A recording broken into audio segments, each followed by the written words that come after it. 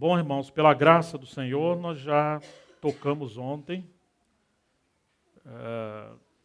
que tudo que foi escrito no Velho Testamento foi escrito para o nosso ensino, e vimos vários exemplos de como que a Bíblia é uma unidade perfeita e que o que estava no Velho Testamento era uma sombra das realidades espirituais que o Senhor cumpriria em Cristo e na igreja. E de maneira essencial, aquele alvo do Senhor na edificação da sua casa. E que, por fim, a casa do Senhor foi desmoronada, foi destruída, porque o seu povo se rebelou contra Deus no Velho Testamento, e ele foi levado cativo por 70 anos. Nesse período de 70 anos que o povo estava preso em Babilônia, ali estava Daniel, que foi levado cativo ainda novo, mas era um homem que temia Deus, junto com alguns de seus companheiros, e ele estudava veementemente as Escrituras, e era um homem de oração, até que Daniel entendeu no capítulo 9 que o tempo que o Senhor havia determinado, segundo as profecias de Jeremias, de que o povo ficaria cativo lá em Babilônia, seriam de... Você lembra de quantos anos? Eu ouvi mais mulheres do que homens. Eu vou pegar no pé dos varões hoje, hein? Quantos anos eram? De novo, mais as mulheres que os homens. Por que isso, hein? Pois. Quantos anos, irmãos? 70. Opa, está melhorando. Graças a Deus pelas irmãs, né? 70 anos. Quando Daniel entendeu isso, o que Daniel passou a fazer? Ele passou a orar, para que a palavra do Senhor se cumprisse. E como resposta da intercessão de Daniel, então nós vimos o livro de Esdras, que o Senhor despertou o espírito de Ciro, e Ciro entendeu da parte do Senhor de que o Senhor queria uma casa restaurada e edificada para ele em Jerusalém. Ciro era o rei da Pérsia. Nós podemos abrir a Bíblia no livro de Esdras, capítulo 1.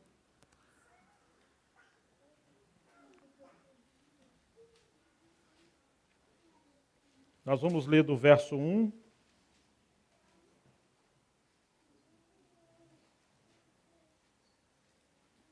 em diante.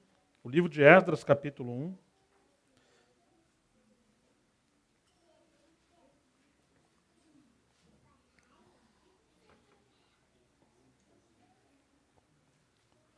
Que nos diz assim: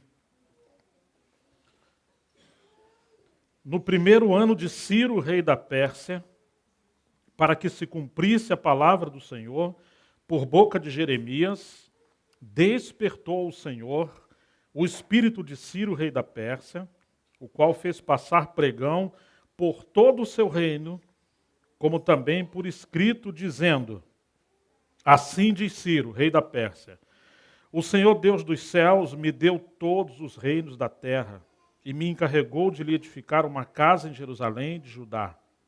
Quem dentre vós é de todo o seu povo, seja o seu Deus com ele, e suba a Jerusalém de Judá e edifique a casa do Senhor, Deus de Israel. Ele é o Deus que habita em Jerusalém. Todo aquele que restar em alguns lugares em que habita, os homens desse lugar o ajudarão com prata, com ouro, bens e gado, afora as dádivas voluntárias para a casa de Deus, a qual está em Jerusalém. Então se levantaram cabeças de famílias de Judá e de Benjamim, e os sacerdotes, os levitas, com todos aqueles cujo espírito Deus despertou, para subirem a edificar a casa do Senhor, a qual está em Jerusalém. Esse é um texto extraordinário, irmãos.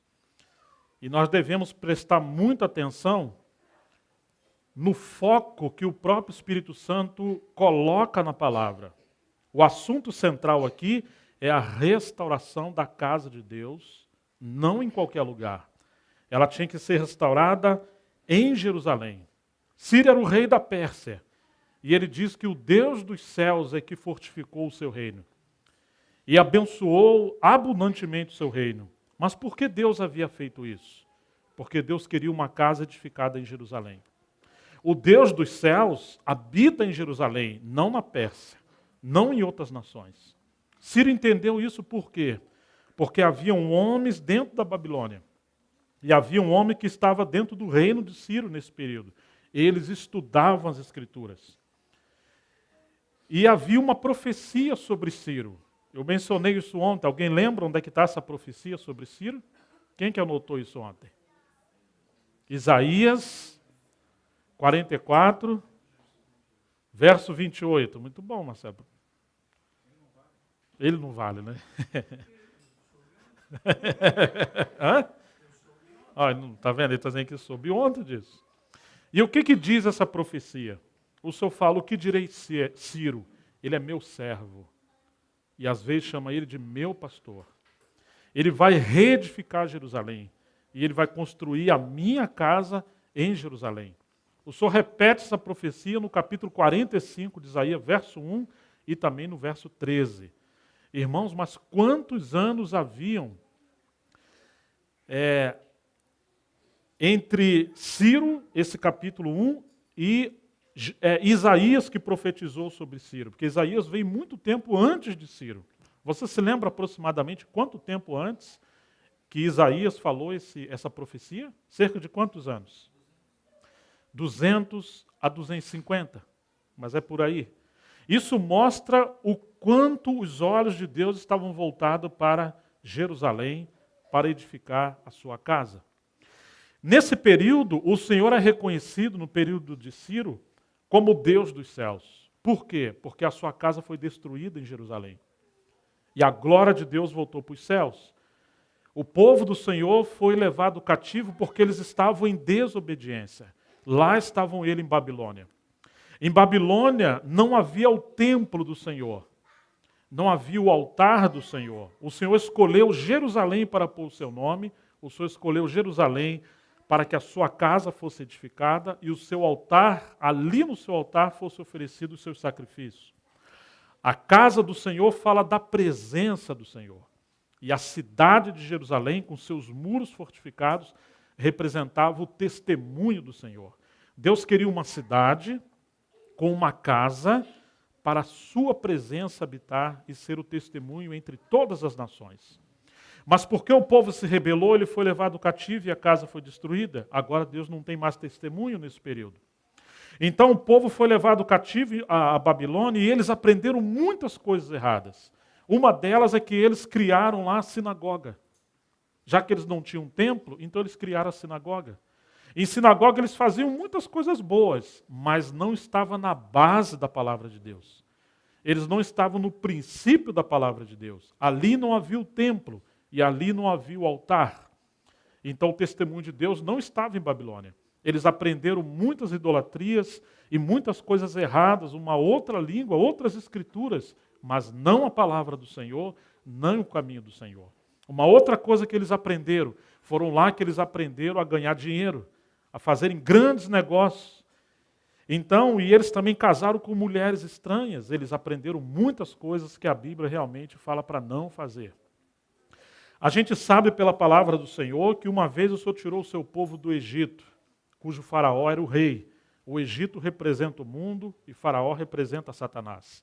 Deus tirou o seu povo do Egito para os levar em Canaã.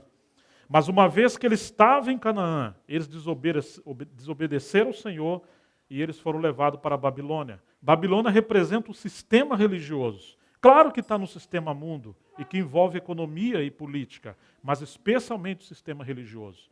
O Senhor os tirou do Egito, mas agora precisava livrá-los do sistema religioso. Então nós temos dois livramentos. Muitas das vezes o Senhor nos salvou do Egito, mas às vezes estamos em Babilônia por causa de tudo aquilo que a gente pratica que contradiz as Escrituras. E é muito interessante que quando ele tirou o seu povo do Egito, eles estavam peregrinando pelo deserto, geograficamente, fisicamente, saíram do Egito, mas o Egito estava dentro deles. Eles tiveram que peregrinar por 40 anos dentro do Egito, até o Senhor limpar aquela geração dos mais novos, do Egito que estava dentro deles, porque a geração dos mais velhos morreram no deserto, porque o Egito estava dentro deles. Eles queriam voltar ao Egito, e eles fizeram muitas coisas que aprenderam no Egito. Uma delas era não conhecer e nem respeitar os princípios do Senhor. Eles aprenderam as coisas do mundo, e eles queriam trazer o mundo para dentro da obra do Senhor. Hoje, muitas das vezes, as pessoas querem fazer assim, criar uma estratégia de marketing, de administração, de música, de qualquer coisa que dê certo para você, como que colocar fermento nessa massa da obra do Senhor para a coisa se multiplicar. Quantas coisas do mundo o Senhor precisa nos purificar. Mas, irmãos, quando nós chegamos nesse contexto de Babilônia, o Senhor despertou o espírito de Ciro. Essas mesmas palavras, elas se encontram no final de 2 Crônicas, porque Esdras foi o que escreveu Crônicas, e ele dá continuação agora no seu livro de Esdras. Quanto desejo o Senhor tinha de capturar e resgatar o seu povo e trazê-lo de volta para Jerusalém. Como nós mencionamos ontem, isso é uma intervenção e um milagre do Senhor. Que rei ia abrir mão de cerca de 1 milhão de súditos, ou 1 milhão de escravos, de mão de obra, de impostos, de tantas coisas. E Ciro está mandando eles voltar para Jerusalém. Ciro está reconhecendo que o Senhor é o Deus do céu que governa todas as coisas. E não apenas ele libertou e livrou esse povo para voltar a Jerusalém, mas ele estava doando ou devolvendo todos os tesouros que Nabucodonosor, rei da Babilônia, havia levado do templo do Senhor para a Babilônia. Vocês podem pegar e levar de volta para Jerusalém para edificar a casa. Vocês vão levar ouro, prata, instrumentos, tesouro. Deus realmente prosperou o seu povo, porque ele despertou o espírito de Ciro. Mas, irmãos, ainda que o Senhor deu ordem que todo o seu povo pudesse voltar, nós vimos ontem que uma minoria voltou, apenas cerca de 5%. Você pode imaginar isso? O coração do povo de Deus estava em Babilônia. Diferente de Daniel. Você lembra quantas vezes Daniel orava por dia? 3 vezes. Voltado para onde? Para Jerusalém, porque ele estava geograficamente em Babilônia, mas espiritualmente ele estava em Jerusalém. Seu corpo estava em Babilônia, mas seu coração nunca esteve em Babilônia. Seu coração estava na restauração do Senhor. A questão é onde está o seu coração. Às vezes nós viemos à reunião, mas não viemos a Cristo. Às vezes nós estamos em algum lugar, mas nosso coração e nossa alma está voltada para outros lugares. Aquele povo estava em Babilônia geograficamente, mas espiritualmente eles também estavam em Babilônia. Somente um remanescente pôde manter aquela chama do amor ao Senhor e a restauração, aquela esperança do cumprimento das profecias acesa no seu coração. Então um remanescente muito pequeno voltou a Jerusalém. Claro, irmãos, eles tinham casas, eles tinham nome, eles tinham propriedades, eles tinham mulheres, e eles já tinham muitas práticas mais cômodas. O Senhor falou, olha, não importa onde vocês vão estar, em qualquer lugar das cidades de Canaã, vocês vão celebrar as festas que eu estabeleci lá em Jerusalém, lá na minha casa e lá no meu altar. Então eles tinham que fazer aquelas peregrinações quando eles estavam em Canaã. Mas em Babilônia não. Em Babilônia você constrói uma sinagoga do lado da sua casa. E aí você pode simplesmente ir para ali, não precisa peregrinar, não precisa fazer sacrifício nenhum. Se você não gostar muito dali, então você procura um outro lugar que você encontra aquelas pessoas que têm algumas afinidades com você. Você gosta de música, acha aí uma sinagoga que tem mais música, mas você gosta de uma coisa mais erudita, mais intelectual, você procura uma outra sinagoga. Isso era Babilônia. Babilônia é o lugar onde você procura fazer aquilo que você se sinta bem, porque o centro de Babilônia é a humanidade. O centro de Babilônia é o prazer do homem, é o contentamento do homem. O centro de Babilônia não é a glória de Deus. Não é o altar que representa a cruz de Cristo. Não é a centralidade de Cristo. Agora, irmãos, esse remanescente voltou a Jerusalém. E quando nós chegamos ao capítulo 3 de Esdras, como nós vimos ontem, verso 1, em chegando o 7º mês, Estando os filhos de Israel já nas cidades, ajuntou-se o povo como um só homem em Jerusalém. Em Babilônia estão todos divididos. Em Babilônia existe uma confusão de línguas. Eles não se entendem porque havia muitas influências de outras civilizações ali dentro. Ah, mas quando você chega em Jerusalém, o princípio de Jerusalém também é um princípio da unidade. Você se lembra quando Nimrod, no período de Nimrod, lá no capítulo 11 de Gênesis, estava sendo edificada aquela torre de Babel, e eles queriam construir uma torre muito grande de Babel, para colocar o nome deles lá em cima no topo. Você se lembra disso?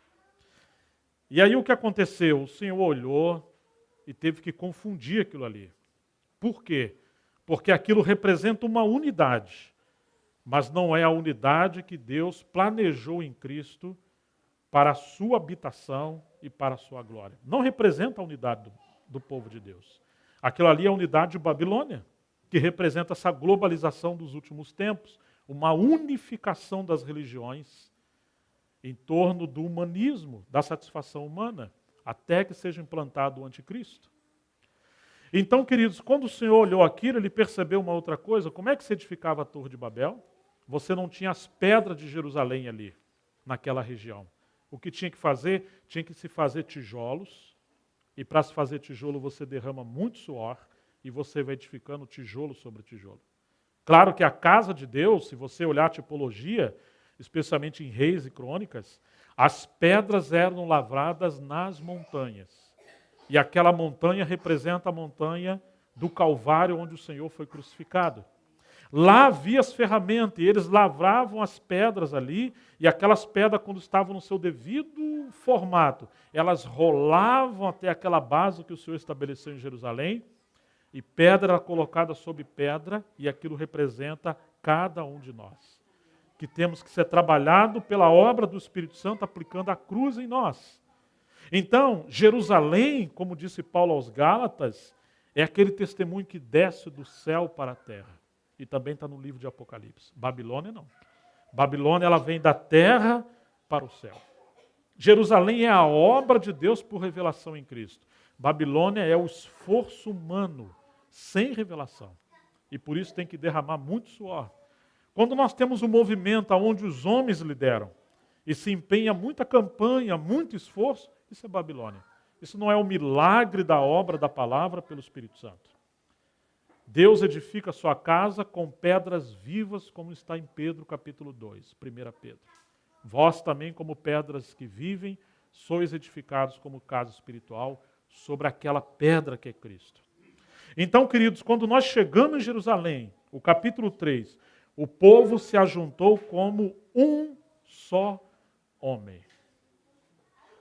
Você se lembra em Atos capítulo 2, quando eles creram no Evangelho, foram batizados? As Escrituras diz que era um só o coração e a alma daquele povo. E eles perseveravam em quê? Na doutrina dos apóstolos. 3.000 almas, uma mente só. Que mente? A mente de Cristo que passou a operar entre eles. Esse é o princípio de Jerusalém. Embora sendo muitos, somos um só corpo. E Ele é o Senhor. E Ele quer governar sobre nossas vidas na base do amor. Então, em Jerusalém, nós aprendemos a unidade, onde cada um de nós não deve buscar o seu próprio interesse. E não deve querer que a sua opinião seja maior do que a opinião dos irmãos. Em Jerusalém é um lugar onde nós aprendemos a colocar as coisas diante do Senhor, para que Ele seja cabeça sobre todos nós. Ele quer o testemunho da unidade do seu povo, assim como o Pai, o Filho e o Espírito Santo são um só. Perfeitos. E quando eles se uniram em Jerusalém, diz a Escritura no verso 2, levantou-se Jesua, filho de Josadaque, e seus irmãos sacerdotes, Zorobabel, filho de Sealtiel, e seus irmãos, e edificaram o altar do Deus de Israel, para sobre ele oferecer o holocausto, como está escrito na lei de Moisés, homem de Deus. A primeira coisa que eles restauraram em Jerusalém foi o altar. Você pode ver isso, irmãos, como princípio da restauração? Deus abre a palavra, Daniel entende, Daniel ora. Daniel não está orando, Senhor, livra a gente aqui de Nabucodonosor, dos leões e disso. Não, Daniel não está orando pelo seu próprio interesse. O coração de Daniel está voltado para a restauração do testemunho do Senhor. Se realmente o nosso coração estiver voltado para a restauração, Deus cuidará de todas as coisas. Então Deus abriu essa revelação. Deus desperta o espírito de Ciro. Deus desperta o espírito do remanescente. Só esse remanescente voltou. Às vezes nós queremos que muitas pessoas voltem. Às vezes até queremos insistir com algumas pessoas. Mas presta atenção nisso. Se o Senhor não despertar o espírito das pessoas, elas não saem de Babilônia. Assim como se o Senhor não permitisse Faraó oprimir o seu povo no Egito, eles não saem do Egito.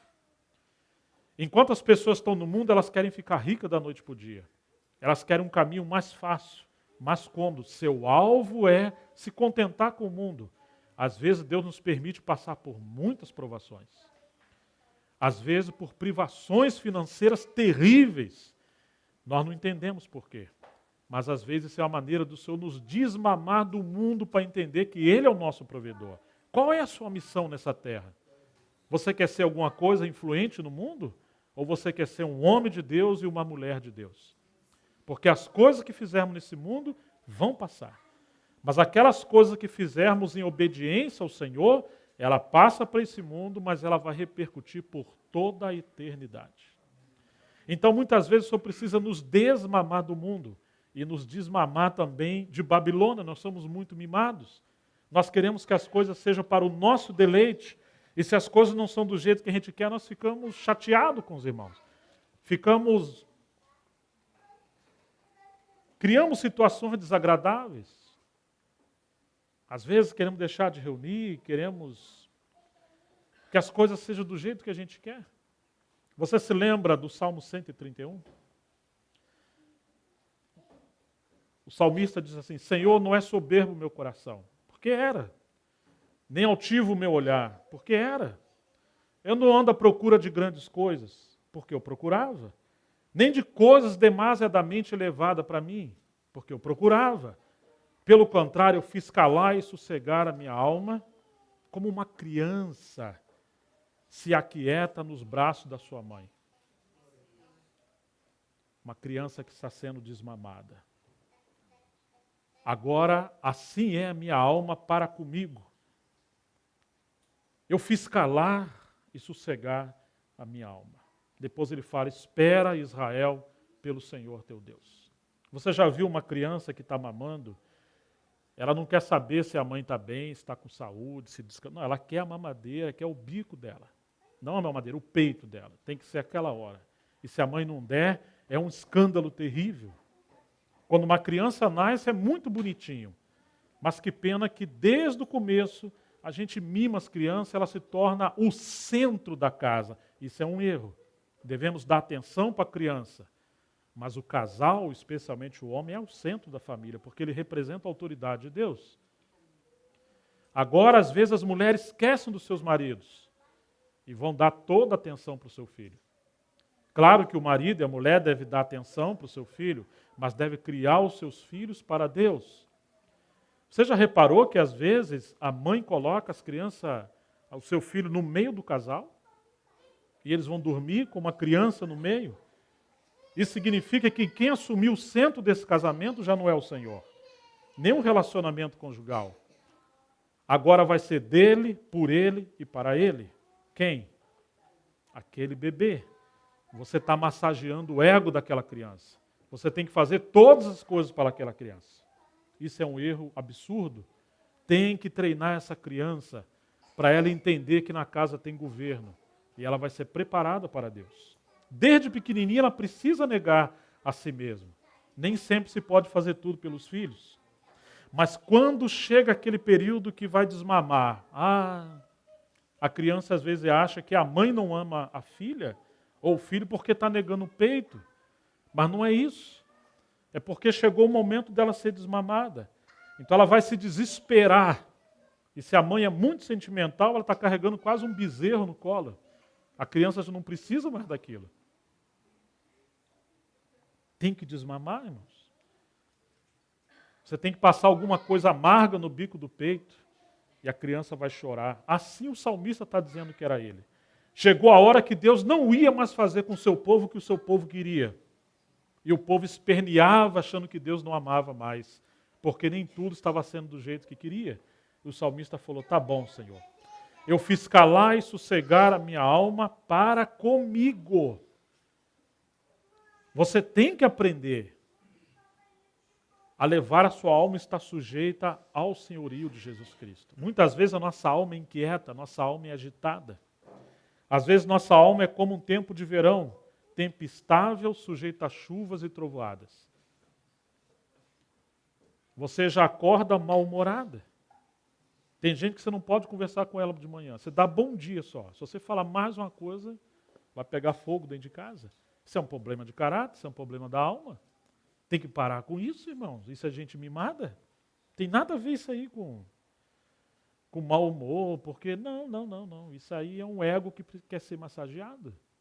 Você imagina um homem casado e a mulher acorda de manhã, parece um troço dentro de casa? Irmãos, acorda em oração, dando graças a Deus. Vamos dar graças a Deus. Isso precisa haver cura sobre isso. E as crianças também. Precisamos educar os nossos filhos para o Senhor. Mas em relação à igreja, tem muitos irmãos mimados, eles querem que as coisas sejam do jeito que eles querem. Você não pode contrariar essas pessoas. Num dia ele está super feliz, no outro dia ele senta lá no canto, cara fechado. O que aconteceu? Nada. Oh meu Deus, mas o que é isso? Tempo instável, sujeito a chuva e trovada. Você não sabe o que vai acontecer. Você acorda, está sol, não vou levar casaco, daqui a pouco está chovendo, está frio, está calor. A região de Curitiba é assim, né? Ô irmãos, o Senhor quer que a gente passe dessa fase de criança para uma área, um nível mais maduro com Ele. Tem que tomar uma decisão entre você e Deus. Eu vou fazer calar e sossegar a minha alma para comigo. Seu problema não é com os irmãos, seu problema é com você e com Deus. Você tem que acertar a sua vida com Deus. Aprender a resolver os seus problemas diretamente com Deus. E parar de culpar as pessoas, parar de culpar as circunstâncias. Se humilhar diante do Senhor. Várias passagens na Bíblia falam sobre alma. Bendize a minha alma ao Senhor, e tudo quanto há em mim, bendiga o seu santo nome. Bendize a minha alma ao Senhor. Salmo 103. Não te esqueça de nenhum dos seus benefícios. Quantas passagens o salmista traz a sua alma para adorar o Senhor. Não deixava a sua alma entrar nessa depressão melancólica, doentia. Nós precisamos colocar essas coisas diante do Senhor. Normalmente as pessoas mais deprimidas são as pessoas mais egoístas. Elas estão sempre pensando em si. E as pessoas que mais servem estão sendo libertas porque elas não têm tempo de cultivar a si mesmas. Irmãos, em Jerusalém, a primeira coisa que eles restauraram foi o altar. Porque agora eles não queriam que Deus fosse só o Deus dos céus. Eles queriam que Deus voltasse a ser o Deus da terra. Ou seja, irmãos, o altar significa tudo pertence a Deus. Nada pertence a nós. Nascemos, temos nossos dons, temos nossas habilidades, temos nossos bens, nossa família, mas tudo é dele, por ele e para ele. O altar representa a cruz, o altar representa a consagração, o altar representa aquele ambiente onde Deus vai voltar a falar conosco, porque nós entregamos tudo de volta ao Senhor. Em Babilônia não tem o altar do Senhor em Jerusalém. Lá você pode fazer as coisas que o seu ego mais se interessar, mas em Jerusalém o Senhor quer que as coisas sejam do jeito dele e não dos nossos próprios jeitos. E diz que eles edificaram o altar sobre as bases, conforme está escrito na lei de Moisés, o homem de Deus. Eles firmaram o altar sobre essas bases, depois passaram a celebrar as festas. Eles passaram a celebrar uma representação da mesa do Senhor e de tudo aquilo que o Senhor espera de nós. Depois eles lançaram os fundamentos, mas primeiro vem o altar. Irmãos, às vezes nós queremos primeiro ter tudo na vida acertadinho aí e tal, para depois a gente ver se vai servir o Senhor. A Bíblia diz assim: buscar em primeiro lugar o reino de Deus e a sua justiça. Isso é o altar. Todas as demais coisas vos serão acrescentadas. Se o Senhor quiser te prosperar, Ele vai te prosperar. Se Ele te deu condições de estudar, uma mente brilhante, um QI, Ele vai usar isso. Mas é muito melhor você fazer isso com o Senhor do que com o seu esforço próprio, como se estivesse lá em Babel edificando aquela torre para pôr o seu próprio nome. Ou seja, Deus quer o homem integral, quer que você seja um grande homem na sociedade para você ser um grande homem diante de Deus na sociedade. Mas se formos só um grande homem na sociedade, para que serve isso? Então, querido, eles edificaram o altar depois dos seus fundamentos, no capítulo 3, e então eles começaram a construir a casa de Deus. Quando chegamos no capítulo 4, os inimigos de Deus vão querer enfraquecer o povo, e eles começaram a semear muitas confusões para desanimar o povo, então vão surgir mentiras, acusações, intrigas, desarmonias, falsas profecias. Não vamos pensar que porque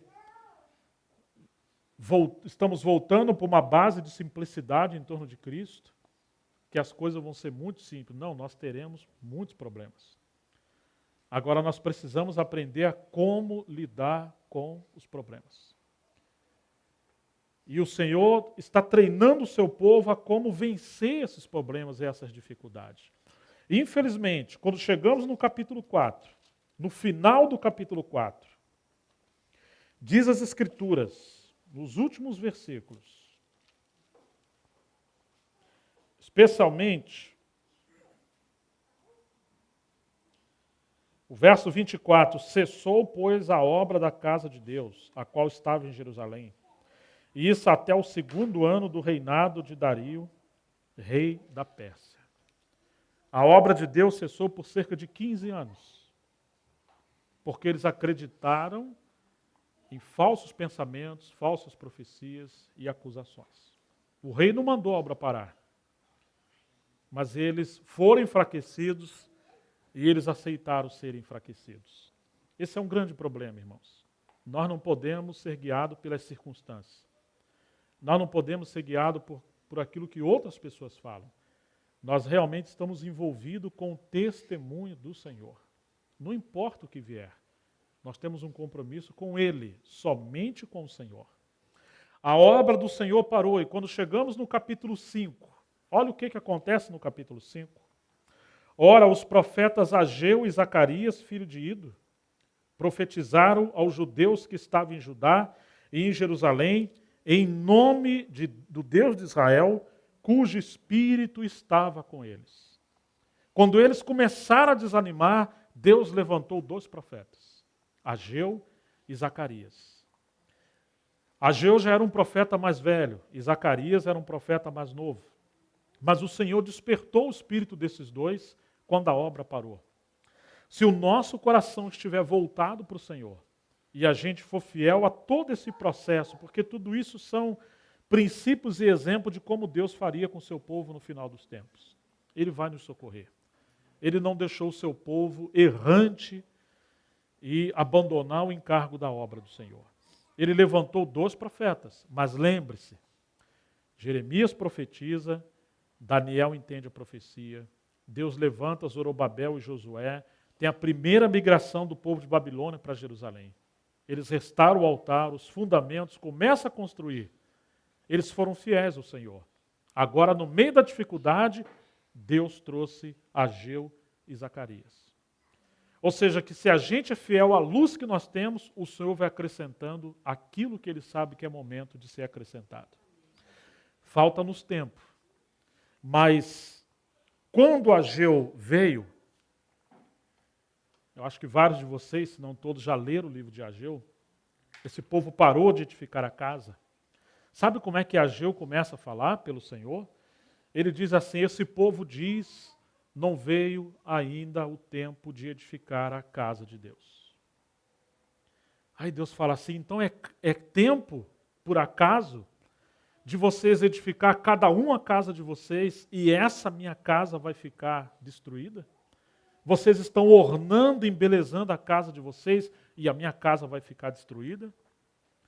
E aí o Senhor começa a disciplinar o seu povo. Ele fez cessar as chuvas, ele fez cessar a colheita. Eles trabalhavam muito esperando colher muito, eles colheram pouco, e o pouco que eles colhiam, Deus assoprou. Eles se cobriam, mas não se aqueciam.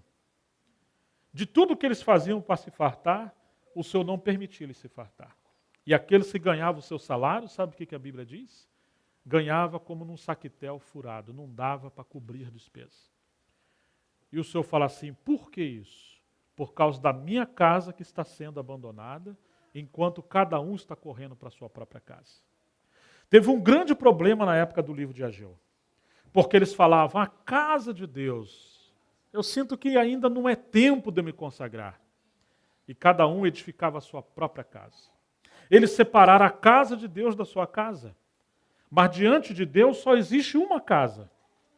Ele quer que a sua família e as demais famílias compõem a casa de Deus. A casa de Deus ela é formada por famílias. É um grande equívoco a gente achar que podemos edificar nossa casa e deixar a casa de Deus, porque Deus está falando para nós que a casa dele é a nossa casa. Não se separa uma coisa da outra. Se você deixar de edificar a casa de Deus para edificar a sua casa, você vai destruir a sua casa. Talvez você vai perder os seus filhos. Ou se não perder os seus filhos, você vai ter grande problema. Nós não sabemos como o Senhor tratará conosco. Mas nós temos uma grande batalha do inimigo contra a casa de Deus.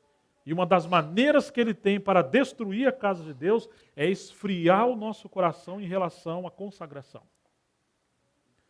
A casa de Deus a nossa casa pode representar várias coisas. No quesito coletivo, pode representar o nosso sistema. Nós queremos restaurar um ministério, um grupo, uma denominação, então você vai fazer as coisas do jeito que você quer. Então não vai ter princípio no altar, princípio nos fundamentos, princípio na casa, na palavra. É o princípio da sua opinião, da maneira que você quer fazer a coisa. No sentido individual, representa a sua carreira.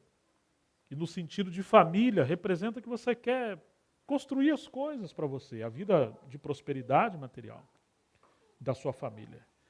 Mas o que o Senhor está falando conosco, baseado nesses livros? Eu quero a minha casa.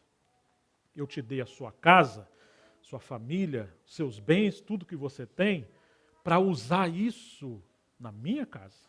Porque a minha casa, ela se estende até a sua casa e não se separa mais. Ou seja, o ambiente da sua casa tem que ser a esfera da casa de Deus. E o ambiente da casa de Deus tem que estar sendo cultivado dentro da sua casa, não se separa uma coisa da outra. Irmãos, nós às vezes temos medo de nos consagrar.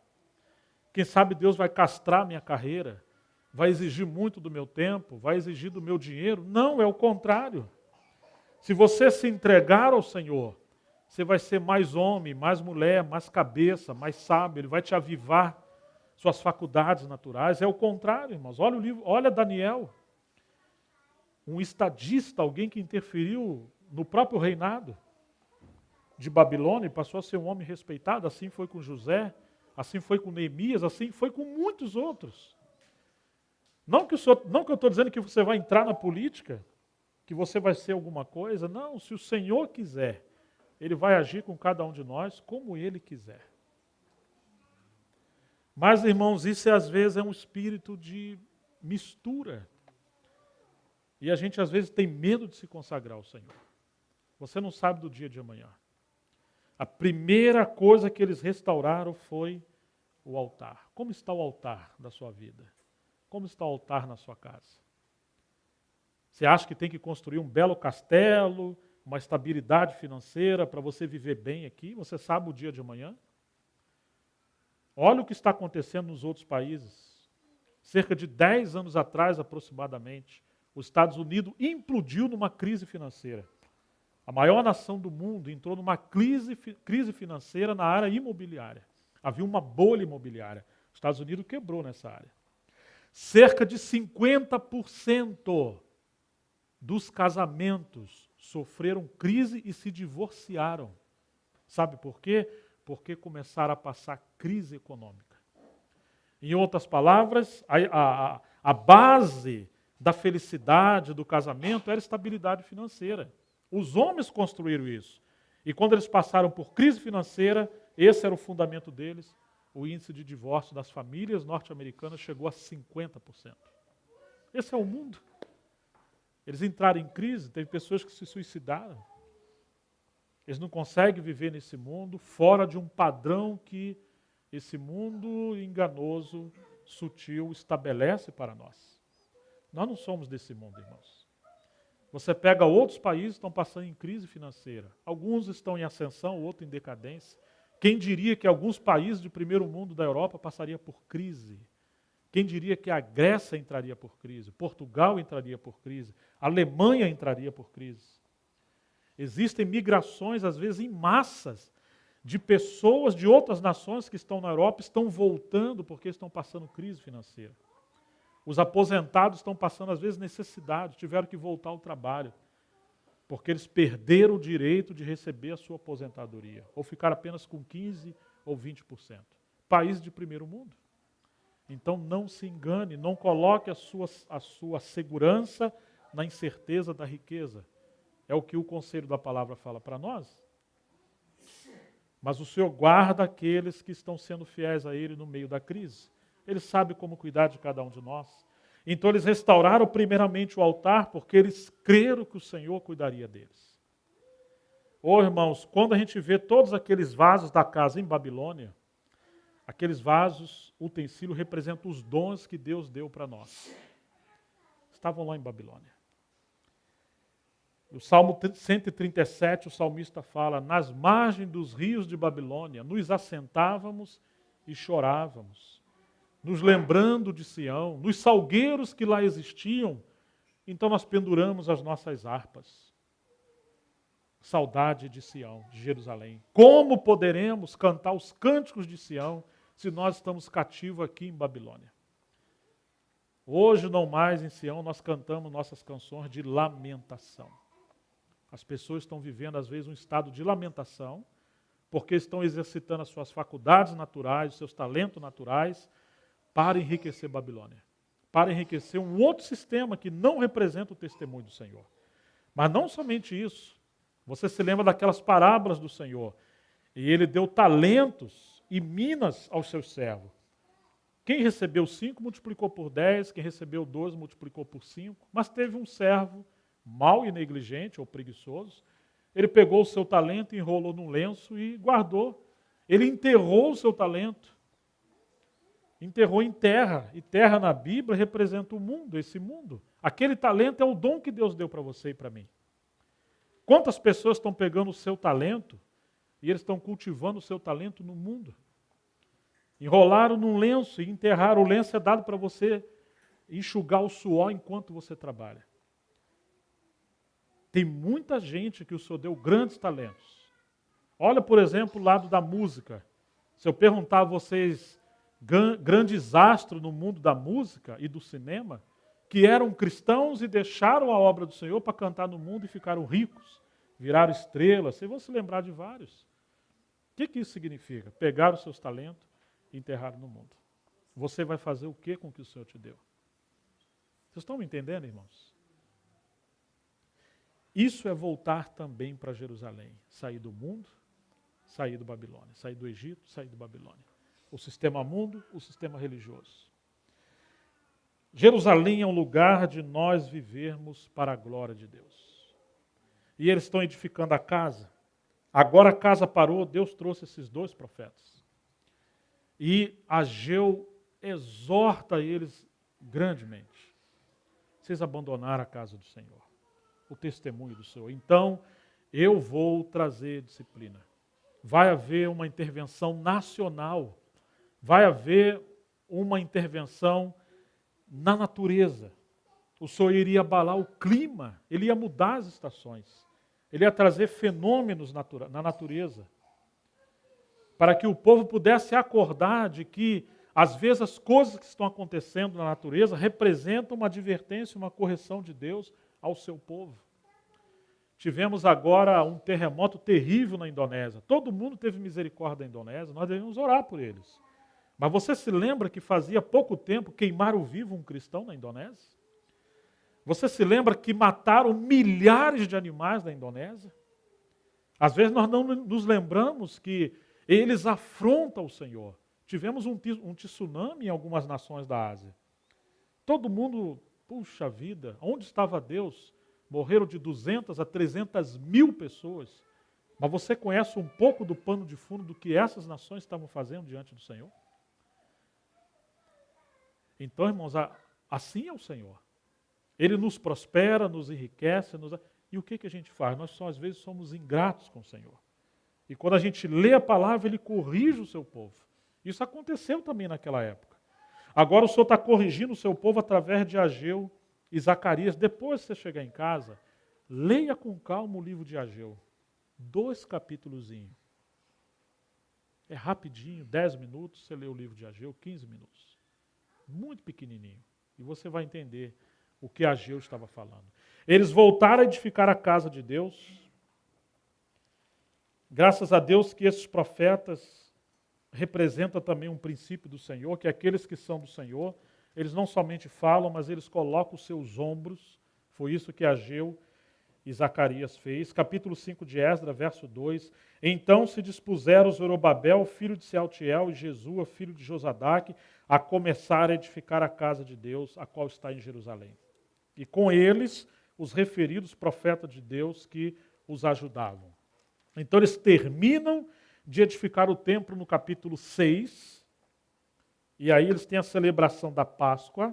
No capítulo 7, o Senhor traz Esdras para ajudar também nessa edificação.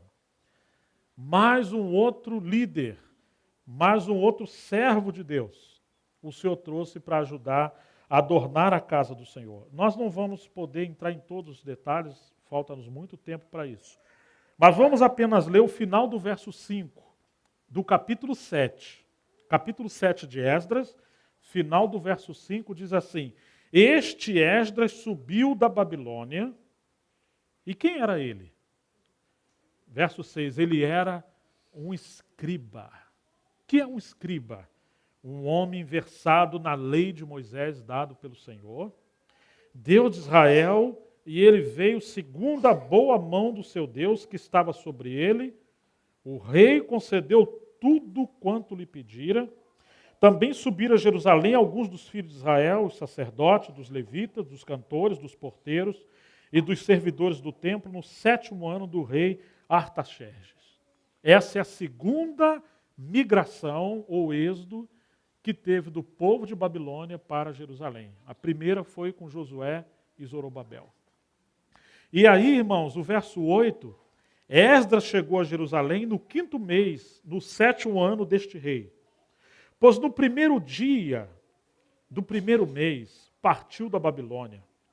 E no primeiro dia do 5º mês chegou a Jerusalém segundo a boa mão do seu Deus que estava sobre ele. Por que Deus usou Esdras? Por que a sua mão veio sobre ele? Verso 10 diz assim: Porque Esdras tinha disposto o coração para buscar a lei do Senhor. E para cumprir, e para ensinar em Israel os seus estatutos e os seus juízos. Oh, que grande versículo, irmãos. Esdras havia disposto o seu coração. Oh, como nós precisamos orar. Senhor, cura o nosso coração. Livra o nosso coração do mundo. Livra o nosso coração de Babilônia. Livra o nosso coração dos ídolos que nós cultivamos, muitas das vezes de maneira oculta. Há muitos irmãos preciosos e irmãs que poderiam ser tão úteis na casa do Senhor, mas o seu coração não está em Jerusalém. Seu coração não está voltado para a casa do Senhor. Seu coração está voltado para outras coisas. A mão do Senhor veio sobre Esdras porque ele colocou o seu coração na lei do Senhor. Em primeiro lugar, para cumprir. Não para pregar, não para exortar os irmãos. E aí sim, para ensinar os seus estatutos. Passaram-se cerca de 80 anos entre a primeira vinda do seu povo, através de Zorobabel e Josué, até esse período de Esdras. Depois de Esdras, vamos virando as páginas. Capítulo 8, você tem a lista dos que voltaram com Esdras. Essa é a segunda vinda. E aí Esdras faz o quê? No verso 15, ele manda buscar os levitas, aquelas pessoas que o Senhor deu responsabilidade com o ministério, com o serviço de construir a casa do Senhor. No verso 21 ele edifica um jejum, olha como é que esse homem era sério. No verso 24, eles passam a entregar as suas contribuições aos sacerdotes. Como eles queriam a casa edificada, Deus também queria o direito de tudo que ele havia dado. Irmãos, será que nós voltamos para Jerusalém? Porque em Jerusalém tudo que nós temos a quem pertence? Ao Senhor. Em Babilônia você aprende a ganhar dinheiro como no mundo. Alguns usam o nome de Deus, as coisas de Deus para ganhar dinheiro.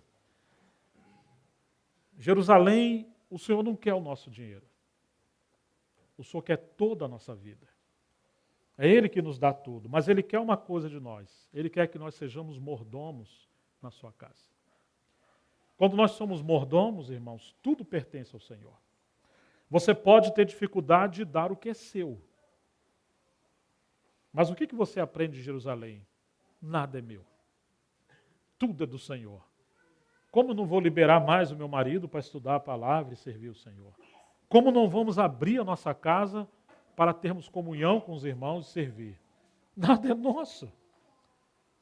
Irmãos, e como nós vamos deixar de contribuir para a edificação da casa do Senhor? Porque nada é nosso. Tudo pertence ao Senhor. Então eles passaram a administrar o que o Senhor havia ordenado. E então você tem a chegada no verso 31 a Jerusalém, e lá no capítulo 9, eles fazem aquela confissão dos seus pecados e eles passam a abandonar as coisas erradas. Chegamos no capítulo 10. O que eles têm que abandonar agora? As mulheres estranhas que eles casaram lá em Babilônia. Quantas coisas nós nos casamos, nós aprendemos errado. Representa aquelas coisas que a gente venera, que a gente gosta, que nós temos uma certa aliança. Por exemplo, na ceia, o Senhor fala, fazer isso em memória de mim. Mas quantas vezes na reunião do Partir do Pão nós queremos cantar aqueles hinos que a gente mais gosta? Lembra?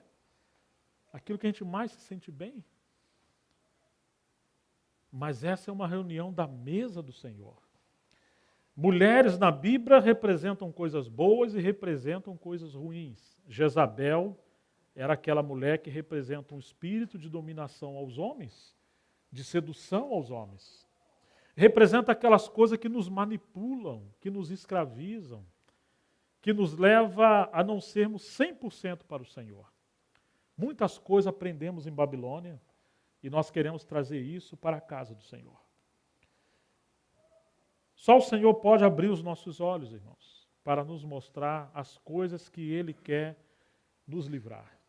Se a pessoa não foi um grande músico lá no Egito, vai para a Babilônia. Você vai ganhar dinheiro lá em Babilônia. Pode gravar bastante CD, mas se você vem para Jerusalém, você é só um irmão, você não é estrela. Você pode ter várias faculdades lá. Em Jerusalém somos todos irmãos, todos iguais. Uma vez foram perguntar ao Billy Graham o que ele achava de se candidatar à presidência dos Estados Unidos. O maior cargo, o maior posto do mundo, da nação mais poderosa do mundo. E o Billy Graham simplesmente respondeu, eu não me rebaixaria a tal ponto. Oh! Esse é um homem que viu o seu chamamento. Ele era um homem de Jerusalém, ele era um homem que tinha uma missão com Deus. Ele entendeu que a sua missão não era ser presidente dos Estados Unidos, não era o status e a glória desse mundo.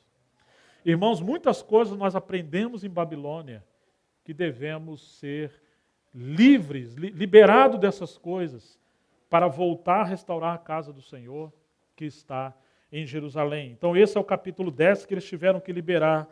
Finalmente eles edificaram a casa, e eu quero ver se eu consigo, com alguns minutos, tentar explicar um pouquinho o livro de Neemias.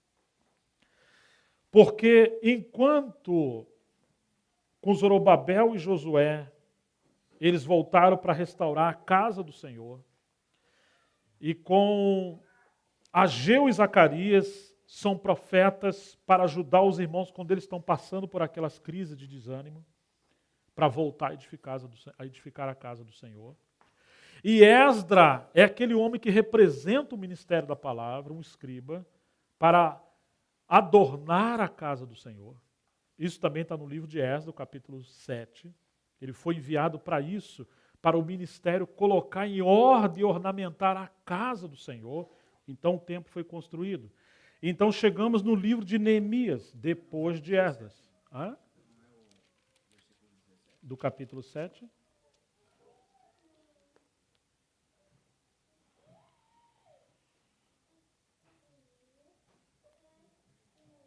Como? 7:17? Portanto, diligentemente comprarás com este dinheiro novilhos e carneiros e cordeiros e as suas ofertas e as suas libações e as oferecerás sobre o altar da casa do teu Deus, a qual está em Jerusalém. Não. Diz exatamente essa frase para ornamentar a casa do Senhor.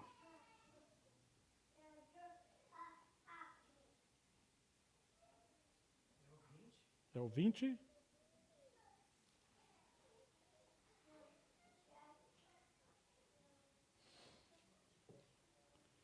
Mas não usa o termo ornar, né? Não, eu acho que também não é. Mas não vamos nos distrair com essa busca agora. Depois a gente acha ele.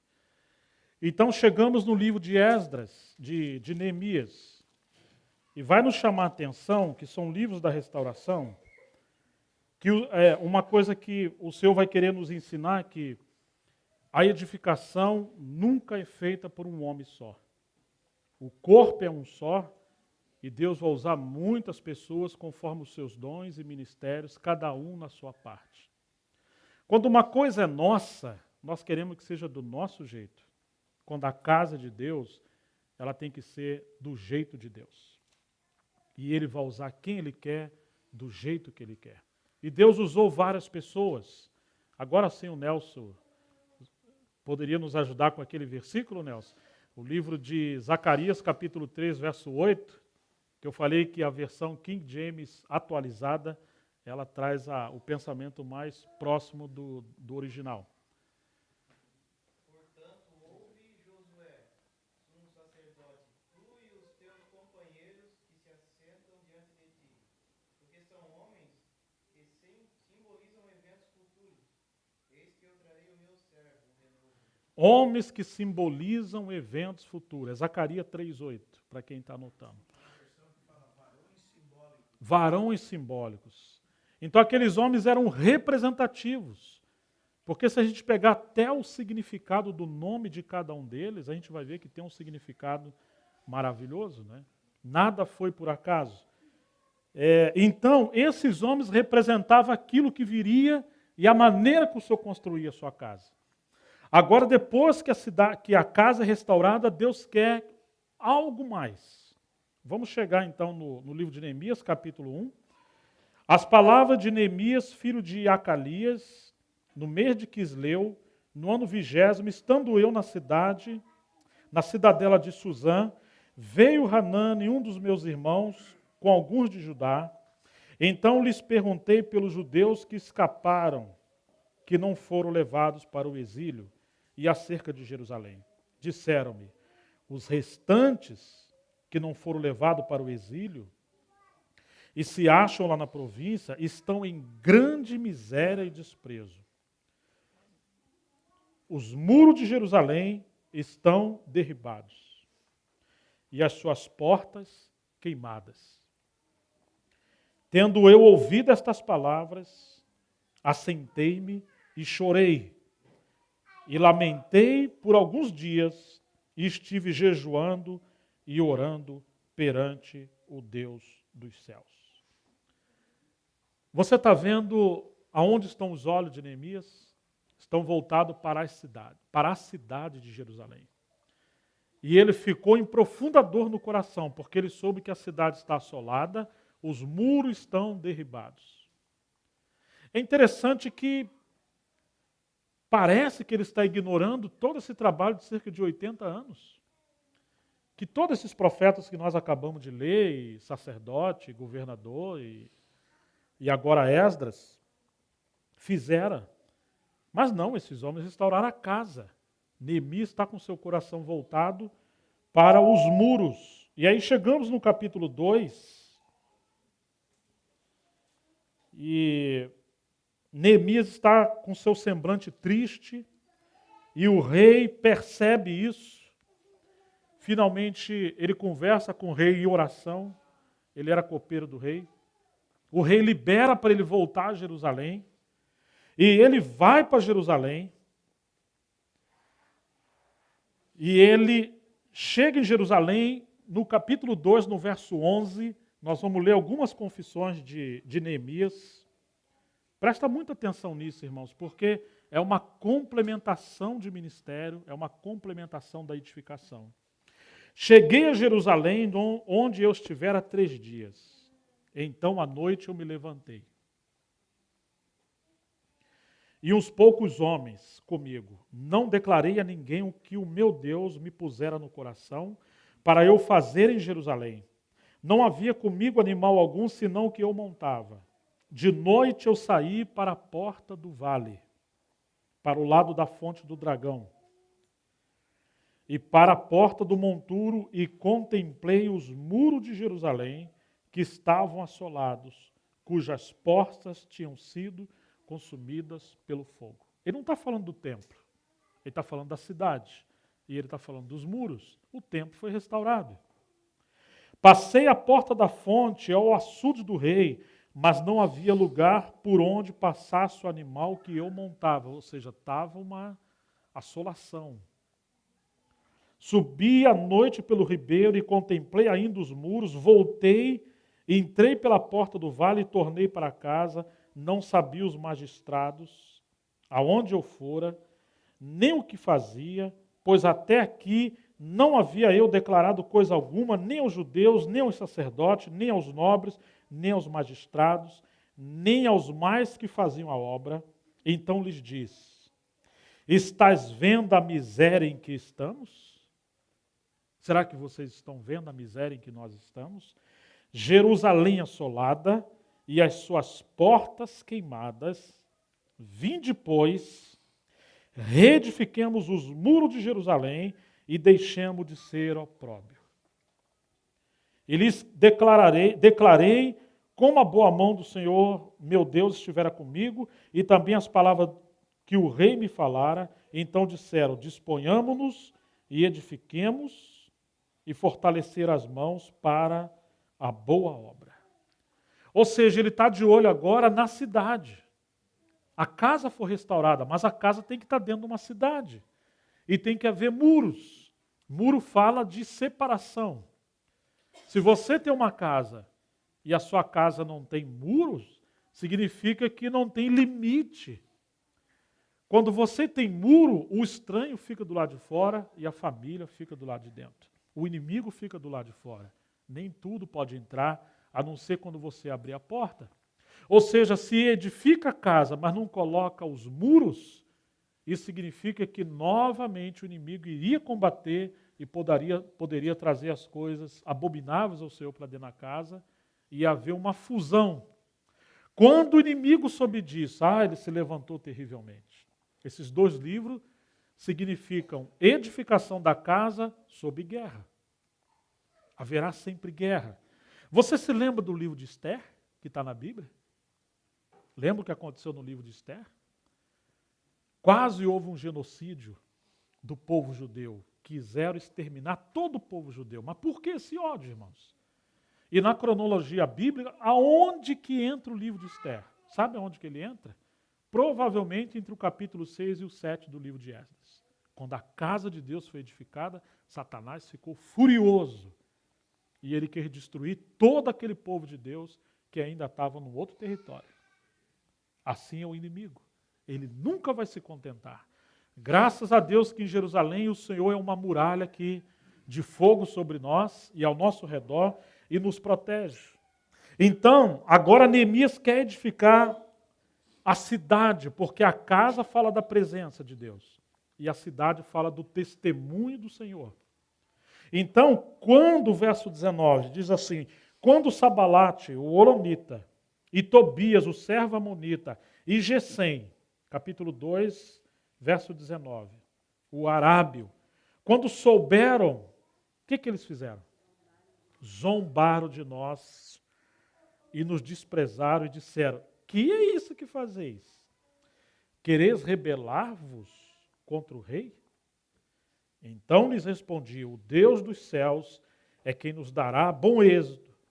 Nós, seus servos, nos disporemos e reedificaremos. Vós, todavia, não tendes parte, nem direito, nem memorial em Jerusalém. Por isso tinha que ter muro. Então, irmãos, vamos só olhar rapidamente o capítulo 3, porque o capítulo 3 de Neemias fala da restauração dos muros. E que coisa maravilhosa! Neemias, com os seus colaboradores, restaura os muros, mas nos muros de Jerusalém haviam portas. E quantas portas haviam nesses muros de Jerusalém? 10 portas. O 10 na Bíblia representa o número de complementação ou de totalidade. Deus quer que as coisas sejam perfeitas. Tem que haver separação entre o mundo e a igreja, entre Satanás e Deus. Tem que haver muro para o inimigo ficar do lado de fora. Mas tem que haver portas para que aquelas coisas que o Senhor quer que entre e saia, tenha liberdade de entrar e sair. Às vezes as pessoas constroem o muro e deixam parte do povo de Deus do lado de fora. Aqui vocês não podem entrar. Isso não representa a casa de Deus, nem a cidade de Deus. Porque existem portas nesse muro de Jerusalém. E nós vamos ver rapidamente essas portas, capítulo 3, verso 1. A primeira porta que aparece é a porta das ovelhas. Você está vendo? Quando o Senhor está edificando uma assembleia de irmãos, como testemunho dele, tem que haver separação entre o que é de Deus e o que não é de Deus. Entre o que a palavra fala e o que a palavra não fala. Mas tem que deixar uma porta aberta. A primeira porta, o que é, irmãos? Porta das ovelhas. Mas o que é a porta das ovelhas na Bíblia? Será que no Novo Testamento, alguma vez alguém falou assim, eu sou a porta? Quem falou isso? Ele era a porta das ovelhas, suas ovelhas podiam entrar, achar pastagem, mas elas também podiam sair. Elas entram para a comunhão e para se alimentar, mas o Senhor também falou que o Senhor os enviaria a todas as nações. Você se lembra? Você está em Jerusalém, em comunhão com Deus, se alimenta do Senhor, mas o Senhor fala, ide por todas as nações e pregar o Evangelho. Então tem que ter porta para as ovelhas poderem entrar e sair. E existem outras ovelhas que o Senhor vai trazer. Então essa porta representa, em primeiro lugar, a centralidade de Cristo. A base da nossa comunhão não são as opiniões. A base da nossa comunhão não é se a gente concorda com tudo, porque nós estamos ainda num processo. A base da nossa comunhão é Cristo mesmo vivo, Senhor da cabeça, nosso sumo pastor.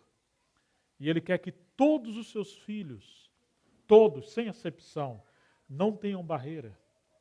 Irmãos, sabe quando que existe barreira entre o povo de Deus?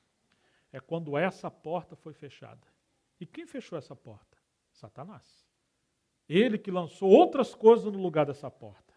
Se um líder, uma doutrina, uma experiência, um anjo, qualquer coisa, tomar o lugar dessa porta, então haverá muitas divisões. Que o Senhor tenha misericórdia de nós, né? Se somos ovelhas, se somos filhos de Deus, como não teremos comunhão uns com os outros? Como não incluiremos todos os filhos de Deus? Mesmo que eles não queiram, mas no nosso coração não pode haver separação alguma. Amém? Essa porta tem que estar aberta primeiramente dentro do nosso coração.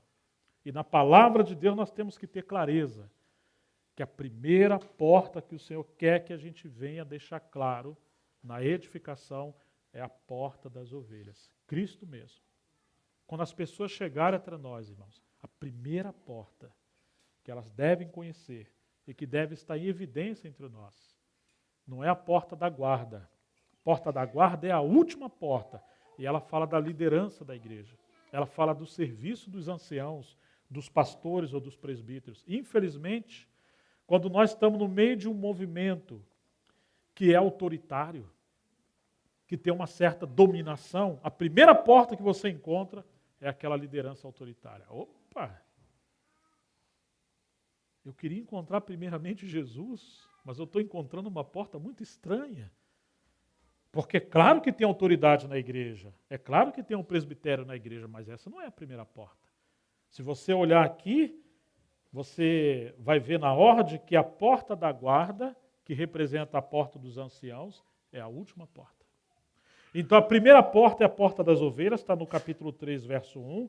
A segunda porta está no verso 3, que é a porta do peixe. E o que representa a porta do peixe? Alimento, mais uma outra coisa. O que o senhor falou que Pedro faria? Ele pescava peixe e agora o senhor queria que ele pescasse almas. Ou seja, irmãos, devemos ter esse coração de pregar o Evangelho e devemos trazer as almas para o Senhor. Muitas vezes nós temos um lugar que as pessoas são irmãos, são muito queridos, né? Amam o Senhor, são muito contemplativos, né? Mas você se lembra de Mateus 17? Eles subiram ao monte, viram aquela visão. Pedro fala, é bom estarmos aqui, né? Quem sabe a gente faz aqui 3 tendas. Mas você lembra o que estava acontecendo lá no pé do monte? Um pai estava agoniado, profundamente. Por quê? Porque tinha demônios que pegavam o seu filho e ele tinha uma espécie de um ataque epilético, espumava, ora lançava no fogo, ora na água, e ninguém podia livrar.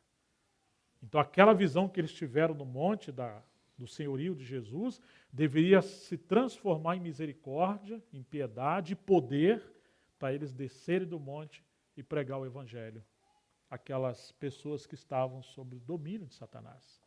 Ou seja, a segunda porta é a porta do evangelismo, de querermos ganhar alma para o Senhor.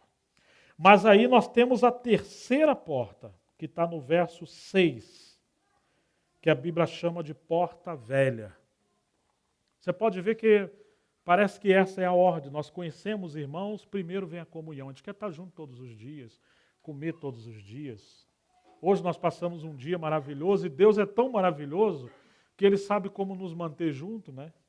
Nós acordamos, tomamos aquele café, fomos lá para a casa do Marcelo, teve aquela comunhão de varões tão preciosa, fomos para casa e voltamos a almoçar de novo. E é muito interessante, eu fui tomar um banho de manhã e de repente faltou água, né?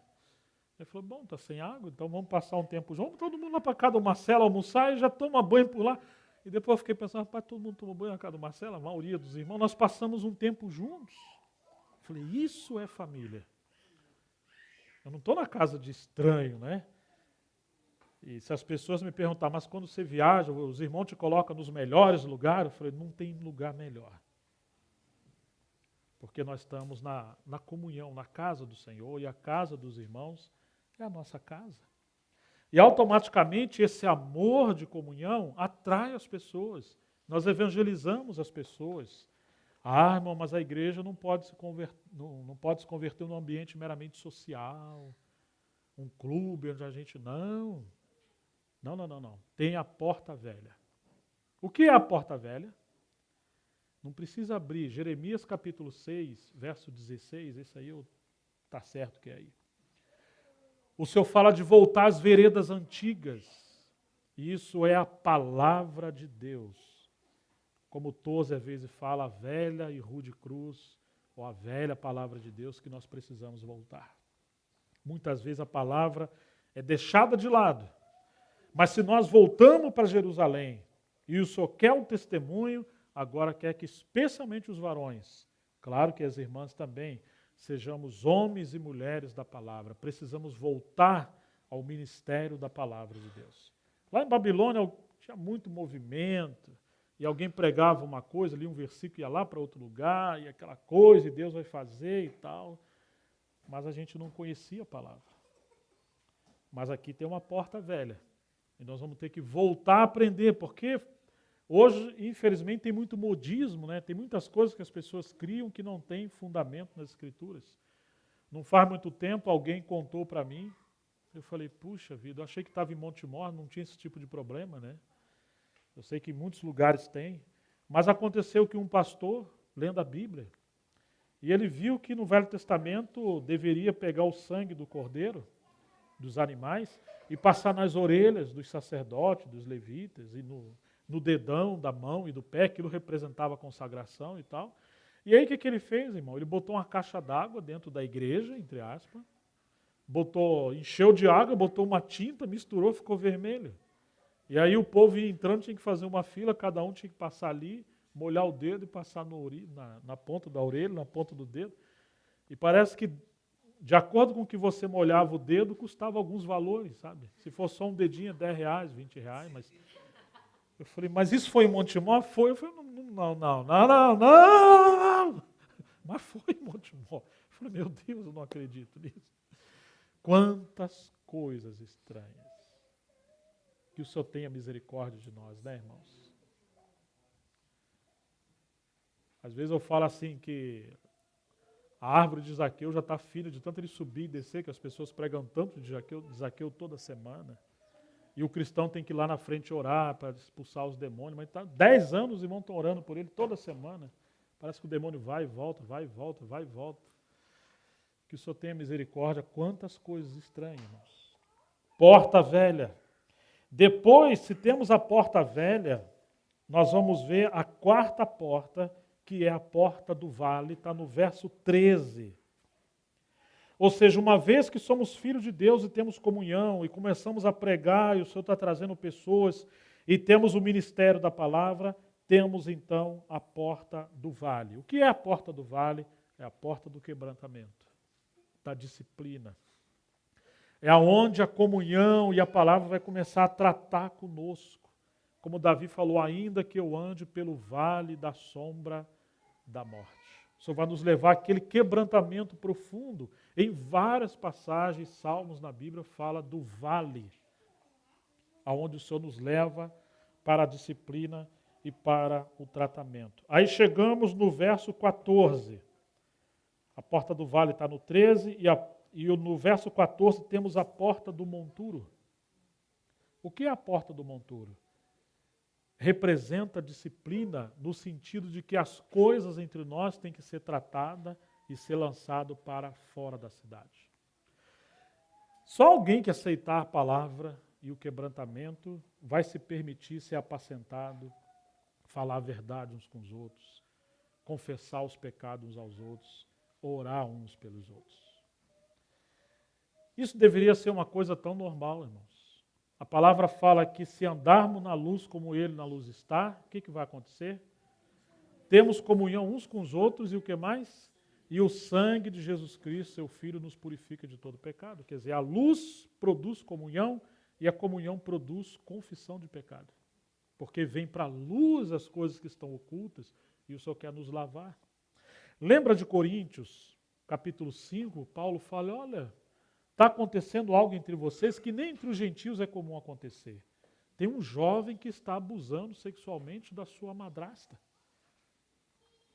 E ele é um irmão, está aí partindo pão e vocês não sabem que um pouco de fermento leveda toda a massa? Não tem um sábio entre vós para...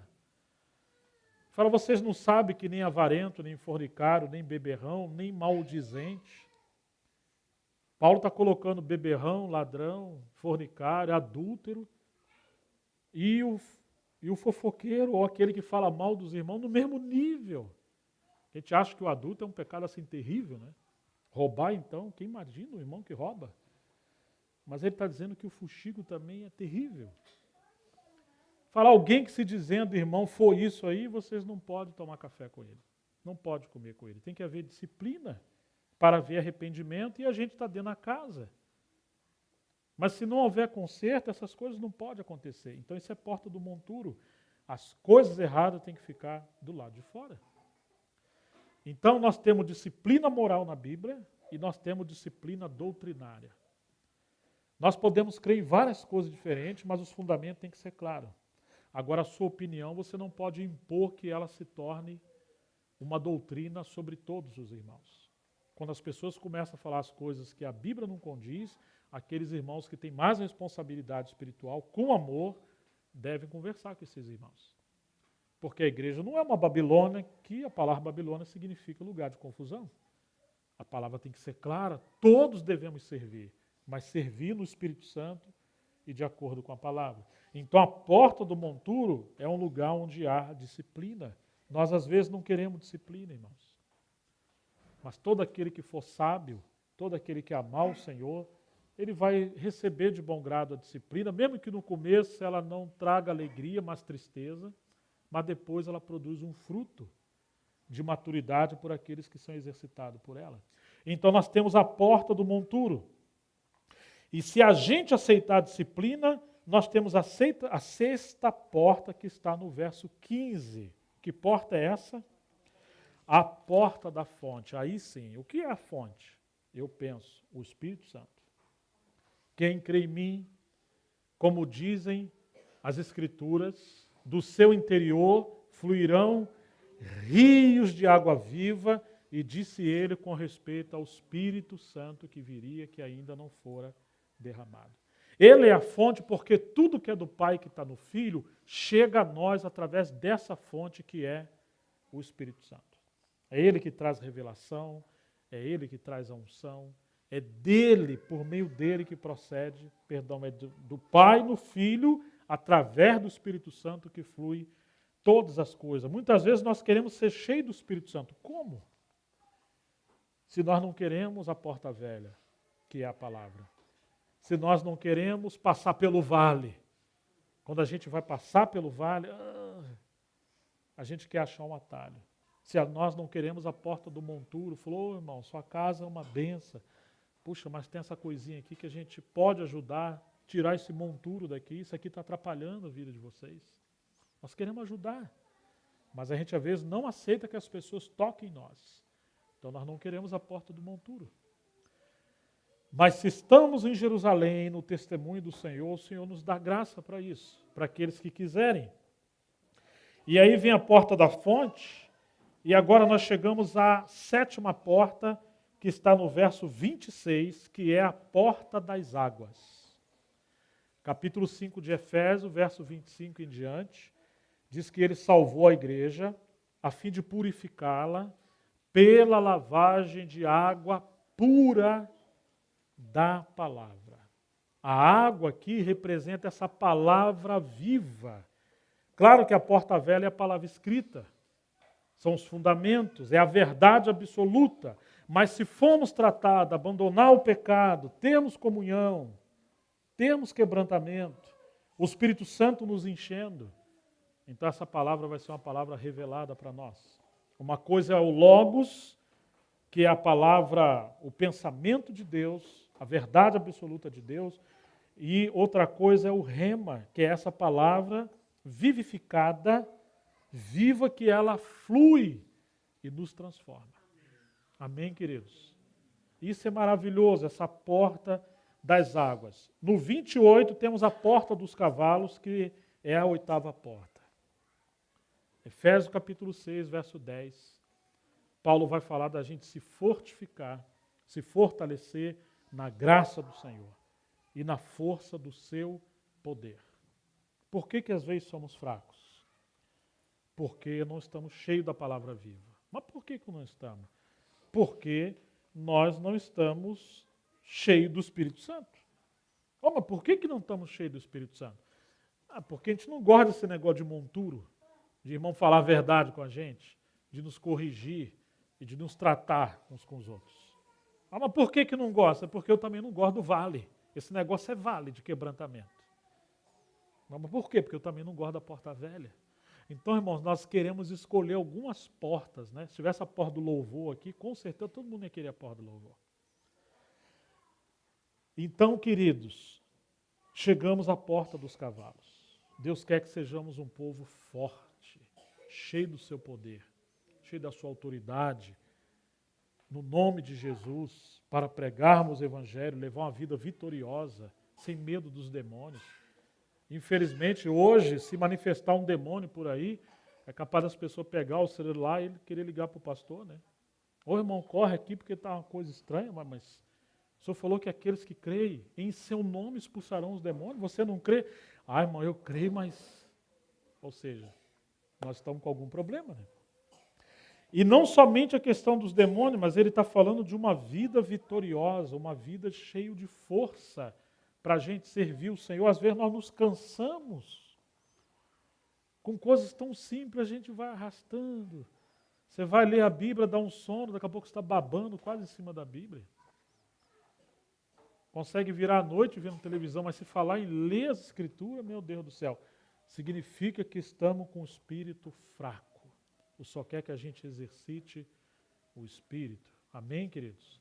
Você já reparou que às vezes na reunião quase sempre são os mesmos irmãos que oram? Às vezes parece que a gente está num velório. Porque os irmãos estão fracos. Mas termina a reunião, eu não sei o que acontece, é um avivamento, mas de alma, porque está todo mundo alegre. Na mesa, então, entra um speed de dinossauro, que a gente come pra caramba, mas na palavra a gente não come, irmão. Alguma coisa estranha está acontecendo. Por que que às vezes, depois da reunião, a gente canta com alegria e dança? É um momento gostoso, mas na hora da reunião aquele louvor, às vezes é arrastado, porque o nosso espírito está fraco. Nós deveríamos ter reuniões avivadas, com quebrantamento, com lágrimas, adorando o Senhor, irmãos. Vários irmãos orando, ministrando ao Senhor. Amém, queridos? Sermos um povo firme, um povo forte. Depois dessa oitava porta, vem a porta oriental que está no verso 29.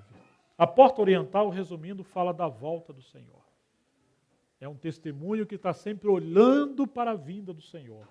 A glória de Deus entrava no livro de Ezequiel pela porta oriental. Ela fala realmente do retorno do nosso Senhor. Falta-nos tempo, quem quiser estudar depois tem várias referências. E por fim, no verso 31, aí sim nós temos a porta da guarda.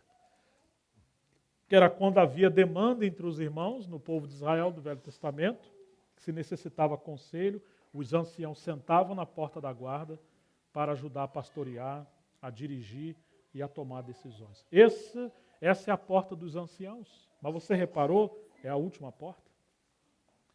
Ou seja, o Senhor quer que haja ancião entre nós, mas de maneira assim que não precisa chamar atenção, não precisa ter um título, uma placa. Essa porta só vai aparecer quando houver necessidade de direção real. Eles administram os assuntos da igreja, mas sem se impor, sem dominar, sem controlar, porque o rebanho pertence ao Senhor. Amém? Eles estão ali, mas quase imperceptível. E um dos prazeres dos irmãos mais velhos é ver que os outros estão servindo, estão crescendo e estão compartilhando. Existe a porta da guarda. Às vezes nós queremos vir de Babilônia, ou de vez em quando dar uma escapadinha lá, e a gente quer trazer as coisas para dentro de Jerusalém. Você quer ensinar um cântico aos irmãos. Ou isso aí tem que passar pela a porta da guarda, viu, irmãos? Não pode trazer pela porta das ovelhas, nem pela porta do peixe. Tem que partir pela porta da guarda, porque esses irmãos são responsáveis de sentar e avaliar a letra. Às vezes nós estamos cantando heresias e não sabemos. Alguém canta assim, restitui, eu quero de volta o que é meu. Você sabe o que você está cantando? Você quer o lago de fogo, porque isso que era teu. Você tinha alguma coisa, você era um filho do diabo, irmão. Você nasceu nas trevas, você estava condenado, o que o Senhor vai te restituir? Ele não tem nada para te restituir, ele te matou lá na cruz, que você não presta, você é um miserável, você não vale nada. Agora nós nascemos de novo, e tudo que é de Deus, Ele deu a Cristo. E se nós estamos em Cristo, você não quer a coisa para você. Esse eu aí é o homem velho, é o Adão velho que quer as coisas para ele. Não, irmão, estou falando daquelas coisas, não, aquelas coisas ali, se você sabe o que é Jerusalém e o altar, não é mais seu. Esse eu tem que esquecer ele. Agora é tudo dele, por Ele e para Ele. Vende, derrama a sua Shekinah sobre nós. Não poderemos ficar de pé. Irmão, você sabe o que é a Shekinah? Por que você quer derramar a Shekinah sobre você? A Shekinah vinha sobre a arca, no Santo dos Santos. E aquilo representava a aprovação do Senhor sobre Cristo. E só pertence a Cristo, essa glória de Deus na face de Cristo. Então a gente tem umas coisinhas assim lá em Babilônia que são atrativos, né? A gente tem umas musiquinhas assim que é muito boa, faz muito bem para a alma, né? Mas isso é aquele fogo estranho que foram sacrificar no Velho Testamento e Deus matou. Morreram lá algumas pessoas, filhos de Arão, que foram trazer um fogo estranho. Quanto fogo estranho tem hoje que as pessoas querem trazer, que não diz respeito aos princípios? Volta para o altar. Vamos cantar a palavra, vamos nos alegrar, mas com Ele. Segundo as Escrituras, não centralizar o homem, mas centralizar a pessoa gloriosa do nosso Senhor. Então temos essa porta oriental que fala da volta do Senhor, temos a porta da guarda, e aí no verso 32 aparece uma porta que o Senhor repetiu mais uma vez. E nós terminamos aqui. Que porta é essa? Tenha misericórdia das ovelhas, tenha paciência. Vamos nos lembrar que somos ovelhas. É a única porta que o Senhor repetiu, colocando que mesmo depois da porta da guarda, Ele quer lembrar que até mesmo aqueles irmãos que têm cargo sobre o rebanho, vocês também são ovelhas. Que às vezes os líderes esquecem que eles são ovelhas, né? Vocês! Ué, mas como aí? Vocês quem? As ovelhas. Ué, e você o quê? Um lobo? Todos nós somos ovelhas. E o Senhor, usando Paulo, quando ele fala aos presbíteros, no verso 28 do capítulo 20 de Atos, ele falou: olhai por vós e por todo o rebanho. A primeira responsabilidade dos irmãos mais velhos, anciãos, é cuidar deles mesmo, para que nenhum deles vire lobo. E por todo o rebanho. Como é que vocês vão falar de autoridade se os irmãos não se sujeitam uns aos outros? Como é que vai ensinar os irmãos a tomar conselho se você não presta conta a ninguém, não está debaixo de sujeição a ninguém? Como é que você fala? Irmão, não tem como. Em Babilônia você não precisa ser exemplo, mas em Jerusalém a maior pregação tem que ser o nosso testemunho. E as palavras têm que ser a extensão do nosso testemunho. Então Paulo fala: olhai por vós e por todo o rebanho, que eu sei que depois da minha partida, ele fala que viriam lobos de fora para destruir o rebanho, mas ele fala também que entre eles se levantariam homens que falariam coisas perversas para atrair o rebanho após si. Ou seja, é possível que alguns, mesmo sendo ovelhas, entrem num estágio de soberba, de arrogância e se comportem como lobo, se transformem em lobo e não têm misericórdia das ovelhas, e eles vão fechar a porta das ovelhas. Quem estiver perto dele falar: vocês estão proibidos de ir naquele lugar. Vocês não podem ir ali, vocês não podem falar com fulano. Mas como assim? Em Jerusalém, representa o testemunho do Senhor, tem uma muralha, mas tem 10 portas. O que tem que ficar do lado de fora é o mundo, é o pecado, é o inimigo, são as heresias. Mas o povo de Deus e tudo que é de Deus, todos os dons, todos os ministérios, todos os irmãos, nós temos que ter um coração aberto. E por isso tem porta das ovelhas e todas as demais portas que o Senhor quer. Resumindo, irmãos, em Esdras temos a casa. E em Neemias temos a cidade.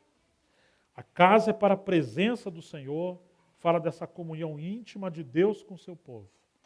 Mas a cidade fala do testemunho do Senhor, que precisa ser esse testemunho diante do mundo das nações, do Egito, mas também diante de Babilônia. Ele quer o peso da sua casa, da centralidade de Cristo restaurada. Que o Senhor nos ajude, que nesse caminho de voltar para Jerusalém, todas essas passagens que nós lemos, tudo aquilo que a gente tem falado ainda de maneira resumida, o Senhor possa nos edificar. Ele sabe das nossas necessidades, mas que tenhamos um coração como o de Esdras, né? Totalmente voltado para o nosso Senhor. Tem um outro segredinho que eu não vou entrar agora, o capítulo 3 de Neemias. Depois você procura, eles restauravam os muros de frente da sua casa. O que isso representa? Que nós restauramos o muro quando nós estamos comprometidos também com a nossa família. Em Babilônia, às vezes, o homem é um grande pregador, mas um péssimo marido, ou um péssimo pai. A mulher é isso diante dos outros, mas diante de casa, ela não é uma companheira, uma mulher sujeita, e vai por aí afora. Em Babilônia, né, é quase um show, né? É um baile de moda, cada um quer estar mais bonito, cantar melhor que o outro, falar. Irmão, Jerusalém não tem nada a ver com isso. E ele quer restaurar a nossa família. Ele quer que a gente restaure os muros de frente da nossa casa. Que possamos voltar ao nosso lar e colocar a nossa família diante do Senhor, mas entender que é impossível edificar a nossa família se não for nesse contexto da casa de Deus. Que o Senhor nos abençoe. E lembre-se de ler o livro de Ageu.